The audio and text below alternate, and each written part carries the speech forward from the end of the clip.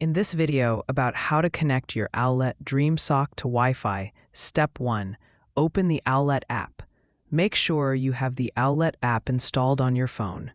Open it and log in with your Owlet account. Step 2.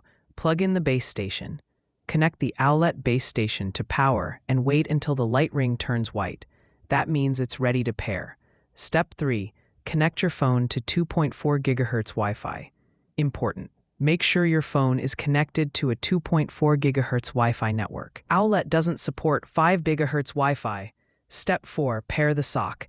In the app, tap Add Device, Dream Sock. Follow the instructions. You'll be asked to hold the sock close to the base station.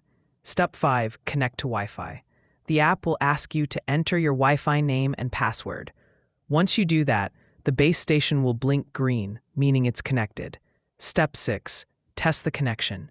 Now open the dashboard. If your sock's live readings are showing, your connection is successful. Troubleshooting tip. If connection fails, restart your base station. Forget and re-add Wi-Fi in the app. Make sure Bluetooth and location are on. Thanks for watching.